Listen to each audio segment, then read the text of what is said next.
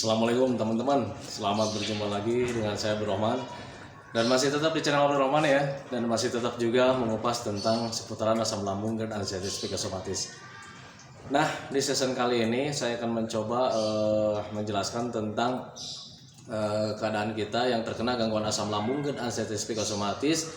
Ada sensasi pilek, kemudian batuk ya, terasa mengganjal gitu ya. Dominan seperti itu sih ya. Orang yang terkena gangguan asam lambung dan anxiety psychosomatis ada kalanya mengalami pilek ya. Mengalami pilek, kemudian mengalami batuk. Nah itu teman-teman, dan memang rasanya sangat tidak nyaman sekali gitu ya. Nah itu teman-teman, jadi biar kalian paham, biar kalian mengerti, tonton videonya sampai habis, jangan skip. Nah itu teman-teman ya. Nah, bagi teman-teman yang baru bergabung, seperti biasa ya, iklan dulu.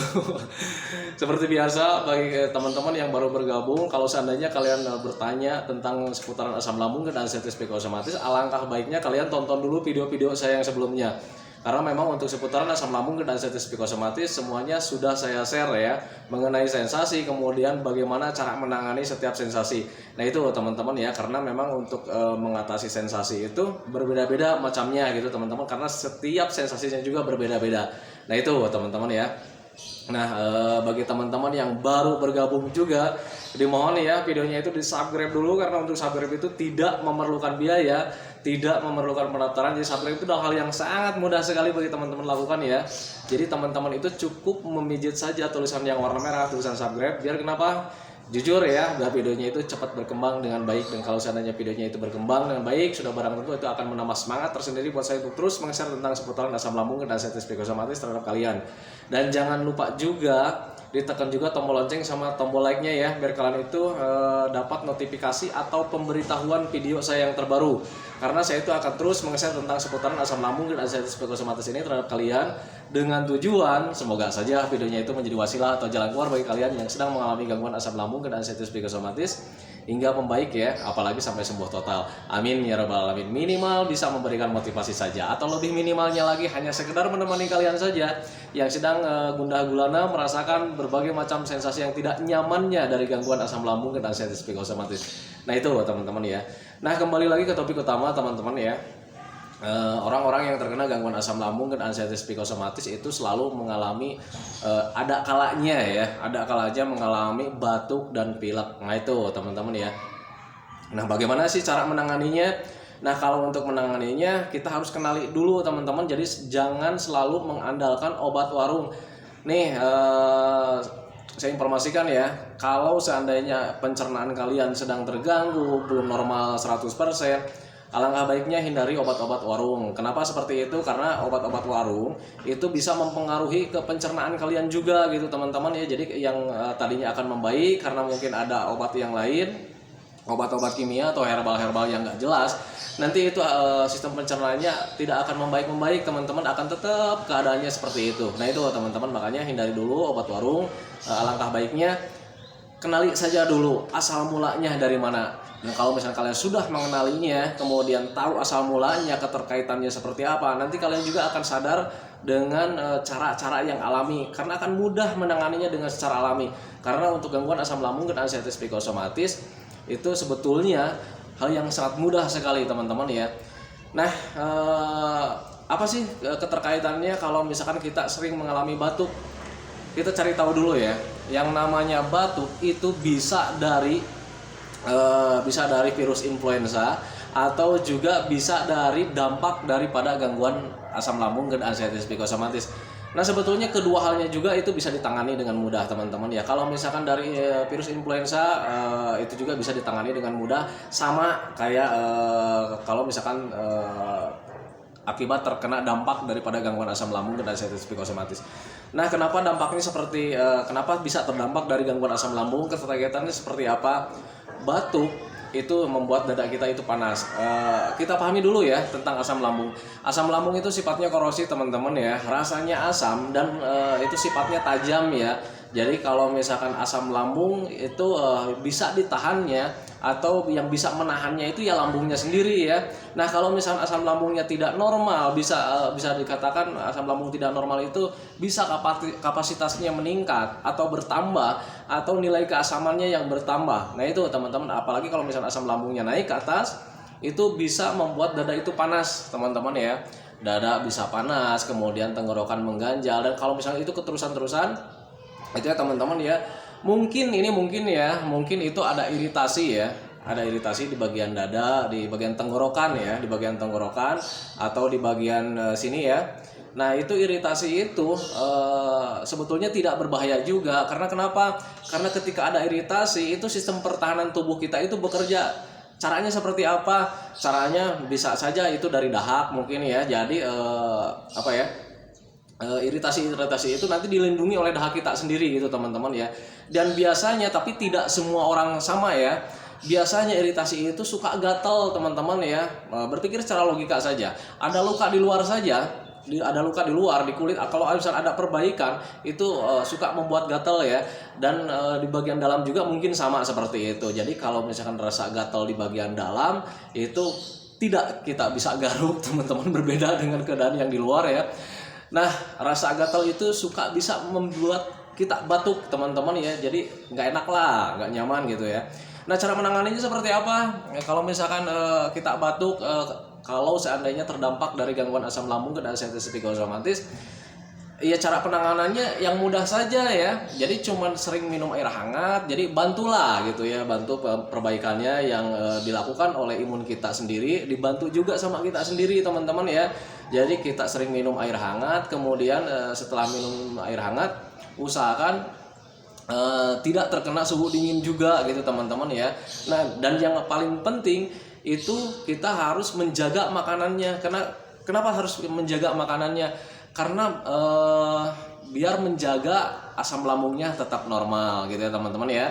Jadi kalau misalkan ini lagi ada perbaikan, bantu saja dengan menormalkan asam lambung kitanya sendiri dengan cara seperti apa? Menjaga makanannya. Jadi tetap saja itu ya, menjaga makanannya, menjaga jenis makanannya, kemudian sering minum. Dan untuk minum itu usahakan minumnya jangan minum yang lain-lain teman-teman, jangan meminum yang berwarna ya.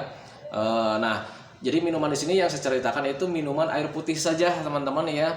Air putihnya yang hangat, kita minum pelan-pelan, dan minimal itu minumnya 8 gelas dalam sehari. Kenapa harus 8 gelas dalam sehari? Ingat ya, seluruh tubuh kita itu hampir 80%-nya itu cairan ya. Nah itu teman-teman ya, selain memenuhi kebutuhan mineralnya, juga bisa minum itu bisa ikut menetralkan asam lambung yang tidak normal. Nah itu teman-teman ya, jadi makanya cara menanganinya cuman seperti itu gitu ya. Itu secara alami mudah dilakukan, karena memang gangguan asam lambung dan sinusitis psikosomatis dampaknya juga itu memang dampak rumahan, kayak macam batuk itu kan dampak rumahan, bukan penyakit serius ya teman-teman ya. Tetapi memang kadang orang yang terkena gangguan asam lambung dan sinusitis psikosomatis kayak macam saya juga dulu, ketika terkena gangguan asam lambung dan sinusitis psikosomatis, ada batuk, itu gatal-gatal di dada, itu hebohnya minta ampun ya, heboh pemikirannya kemana-mana teman-teman. Aduh ini jangan-jangan penyakit apa lagi sih, ini jangan-jangan penyakit apa lagi. Nah itu teman-teman, jadi ketika mulai berpikir yang lain-lain, akhirnya pemikirannya terus berjalan ke arah yang berbahaya, akhirnya rasa keinginan untuk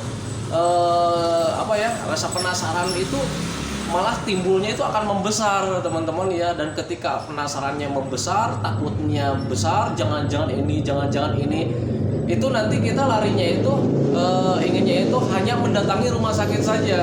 Nah itu teman-teman ya, kalau seandainya berpikirnya kemana-mana, nanti ada ketakutan tersendiri, karena ketakutan itu tidak kita inginkan, akhirnya timbul nanti rasa ingin mengunjungi rumah sakit. Saya ingin ke rumah sakit lagi, saya ingin ke dokter lagi untuk ngecek lagi.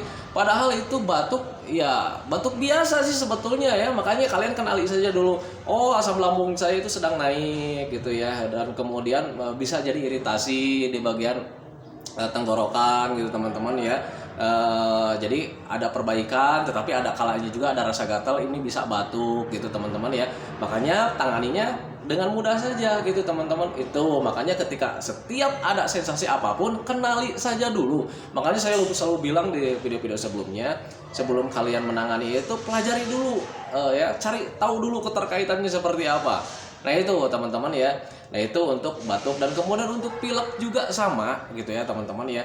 Nah untuk pilek itu bisa karena memang dari virus influenza, atau misalkan pilek itu ada perubahan suhu ya. Jadi suhu kita itu nggak normal, di dalam kita panas, kemudian suhu di bagian luar dalamnya itu kita dingin. Jadi tidak stabil lah. Yang namanya tidak stabil pasti ya, pasti ada pilek juga ya. Ini untuk suhu ya. Dan itu cara menanganinya mau dari virus kayak mau dari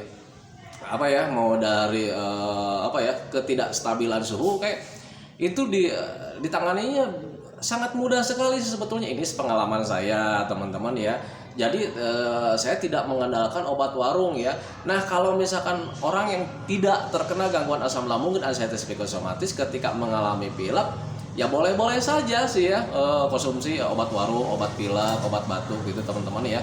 Nah tetapi untuk yang sedang terkena gangguan asam lambung dan anxiety psikosomatis, alangkah baiknya gitu ya teman-teman ya, alangkah baiknya kalian menghindari obat-obat warung gitu teman-teman ya. Alangkah baiknya kalian tangani saja dengan dengan cara rumahan saja gitu ya teman-teman ya. Nah pilek juga sekarang bisa ditangani dengan cuman air minum hangat aja ya. Air hangat, air putih hangat kita minum itu pelan-pelan, kemudian menghindari suhu dingin, menghindari cuaca dingin, kemudian sering pakai jaket, kemudian menjaga juga jenis makanannya. Karena apa? Ingat ya, kalau misalkan pileknya kita itu dampak dari gangguan asam lambung karena memang keterkaitannya ada perbedaan suhu bagian dalam dan suhu bagian luar, itu ya kita stabilkan ya. Makanya untuk menjaganya itu yang menjaga makanannya. Kenapa? Karena makanan yang bisa menambah panas bagian dalam itu nanti akan mempersulit ya, akan memperpanjang durasinya. Nah itu teman-teman, tetap stabilkan saja suhu bagian dalamnya dengan cara seperti apa? Tetap menjaga makannya juga. Nah itu ya, jadi teman-teman ya, jadi sebetulnya untuk asam lambung dan anxiety psikosomatis itu sebetulnya bolak-balik itu aja sih sebetulnya ya. Nah itu teman-teman ya. Nah, apakah makanan juga bisa mempengaruhi bagian panas di bagian dalam? Ya iya ya. Contoh lah kayak macam beginilah. Kalau misalkan makanan-makanan yang alot kita konsumsi, itu makanan-makanan alot kita konsumsi, itu makanan alot itu nanti akan susah dicernanya ya, akan susah dihancurkannya oleh asam lambung kita sendiri. Nah kalau misalkan makanan yang alot itu susah dihancurkan oleh asam lambung kita sendiri, dengan secara otomatis asam lambungnya kita itu bertambah lagi. Itu sistem otomatis ya, sistem otomatis yang ada di dalam lambung kita. Jadi ketika sesuatu yang susah dihancurkan oleh asam lambung, maka asam lambungnya itu akan bertambah lagi ya. Itu sifat otomatis dan sifat yang wajar ya, untuk menghancurkan makanannya lagi. Nah kalau misalkan bertambahnya itu bisa saja asam lambungnya yang bertambah, atau selain bertambah itu bisa juga bertambahnya itu nilai keasamannya. Nah itu teman-teman, itu hal yang sangat wajar karena memang asam lambung itu sebetulnya untuk membantu sistem pencernaan kita. Jadi kalau misalkan ada yang bilang asam lambung itu berbahaya, saya katakan saya tidak ya. Jadi asam lambung itu tidak berbahaya, justru sangat berguna sekali bagi kita teman-teman ya, untuk membantu sistem pencernaan. Nah itu teman-teman, jadi makanya ketika kalian ingin melakukan penanganan setiap sensasi, pahami saja ke sana gitu teman-teman ya. Dan sebetulnya untuk asam lambung dan anxiety psikosomatis itu hal yang sangat mudah dan simpel. Sebetulnya kuncinya hanya dimakan sih ya. Makan, minum, kemudian olahraga, stop berpikir yang lain-lain. Cuman itu ya. Nah itu teman-teman, makanya kalau misalkan teman-teman selalu bertanya di kolom komentar itu, Pak cara menangani ini seperti apa? Saya selalu katakan ya, tengok deh itu ya di kolom-kolom komentar, jawaban saya pasti jawabannya itu menjaga makannya, dari jam makannya kita jaga, kemudian jenis makanannya kita jaga, kemudian minumnya kita jaga minimal 8 hari, kemudian istirahatnya kita jaga minimal dalam satu malam itu 8 jam, kemudian stop berpikir yang lain-lain. Nah itu teman-teman ya, Itu sebetulnya simpel sih untuk gangguan asam lambung dan anxiety psikosomatis, tetapi memang pas pelaksanaan memang agak sulit juga gitu ya teman-teman ya. Tetapi kita itu makanya dituntut harus punya kesabaran yang tinggi, sebab gangguan asam lambung dan anxiety psikosomatis ini berbeda dengan gangguan yang lain. Itu sepengalaman saya teman-teman ya. Nah, untuk obat-obatan kayak macam batuk, pilek, itu teman-teman boleh konsumsi kalau seandainya kalian itu pencernaannya sudah membaik, boleh kalau misalkan. Tetapi saya yang jelaskan di sini itu kalau seandainya kalian pencernaannya belum membaik dengan tanda-tanda sensasi tentang asam lambung hadir, ada gitu, kayak macam perutnya sering panas lah, kemudian ulu hatinya sering sakit, sering mengganjal di sini, apalagi yang namanya perut-perutnya sering kembung gitu ya. Nah, itu berarti kalian pencernaannya belum beres, makanya hindari saja dulu obat-obat warung. Tetapi kalau misalkan sensasi tentang medisnya lambungnya kalian tidak ada ya, dengan kata lain berarti kalian medis tentang lambungnya sudah beres, tinggal cuman sensasi anxiety atau psikosomatis saja. Kalian boleh konsumsi obat-obat warung untuk membantu penyakit-penyakit atau gangguan-gangguan yang lain. Karena untuk gangguan-gangguan yang lain itu pasti hadir karena memang kita normal ya. Jadi makanya orang normal kena sakit yang lain ya pasti gitu ya, yang namanya orang hidup. Nah, seperti itu teman-teman ya. Jadi ketika kalian terkena gangguan asam lambung dan anxiety psikosomatis juga bisa terkena pilek, bisa terkena batuk gitu teman-teman, bisa terkena pening-pening kepala karena kepanasan atau kehujanan, bisa, karena kita normal, layaknya seperti biasa saja gitu teman-teman ya. Nah, itu jadi nggak apa-apa lah, nggak bahaya, itu normal-normal saja ya. Jangankan orang yang terkena gangguan asam lambung dan anxiety psikosomatis, orang yang tidak terkena gangguan asam lambung dan anxiety psikosomatis juga itu bisa mengalami batuk, bisa mengalami pilek gitu teman-teman ya. Dan kebetulan sekarang kalian mungkin terkena batuknya, terkena pileknya sedang mengalami gangguan asam lambung dan anxiety psikosomatis. Nah, itu tetapi nggak berbahaya juga, tangani saja gitu teman-teman ya. Batuk, pilek itu penyakit rumahan teman-teman ya, bisa memakai obat-obat warung. Tetapi perbedaannya kalau ketika kalian sedang mengalami medis tentang lambungnya itu belum beres, alangkah baiknya stop dulu gitu untuk mengkonsumsi obat warung. Sebetulnya untuk batuk pilek itu pakai obat warung juga bisa, tetapi kenapa saya katakan di sini stop, jangan dulu konsumsi obat warung, karena apa? Karena untuk membantu pencernaan kalian membaik dulu, beres dulu, tangani saja dengan secara alami. Karena yang namanya alami dengan cara yang mudah, simple, itu resikonya tidak akan ada apa-apa teman-teman. Berbeda ketika kita mengkonsumsi obat-obatan, kalau seandainya pencernaannya kita belum beres, ketika mengkonsumsi obat warung ya nanti takutnya ini terganggu lagi, perbaikannya takut terganggu lagi. Nah, itu teman-teman ya tentang batuk dan pilek. Nah, itu teman-teman ya video saya seputaran batuk dan pilek orang yang terkena gangguan asam lambung dan anxiety psikosomatis. Semoga saja videonya itu menjadi wasilah buat kalian. Semoga videonya itu menjadi menambah pengertian kalian, biar kalian itu tidak bingung ini kenapa sih batuk gitu ya. Ketika terkena gangguan asam lambung bisa mengalami batuk. Untuk batuk dan pilek wajar, yang namanya orang hidup pasti bakal terkena batuk dan pilek gitu ya teman-teman. Nah, cara menanganinya saja yang harus kalian perhatikan gitu teman-teman ya. Nah, itu teman-teman ya. Nah, itu teman-teman, saya akhiri dulu videonya. Semoga saja videonya itu menjadi wasilah buat kalian. Semoga videonya itu menjadi jalan keluar bagi kalian. Semoga videonya itu menjadi pencerahan buat kalian. Dan semoga saja kalian itu menjadi lebih baik. Kemudian kesehatannya menjadi lebih baik. Kemudian kehidupan kalian menjadi lebih baik, kembali lagi kayak dulu lagi gitu teman-teman ya. Karena memang kesehatan dan keadaan kita yang kayak dulu itu memang yang sangat kita rindukan. Nah, itu teman-teman ya. Nah, itu teman-teman, selamat berjumpa lagi di episode selanjutnya, masih tentang di seputaran asam lambung dan anxiety psikosomatis, dan masih tetap di channel Abdul Rahman. Jangan lupa subscribe dulu ya. Assalamualaikum warahmatullahi wabarakatuh.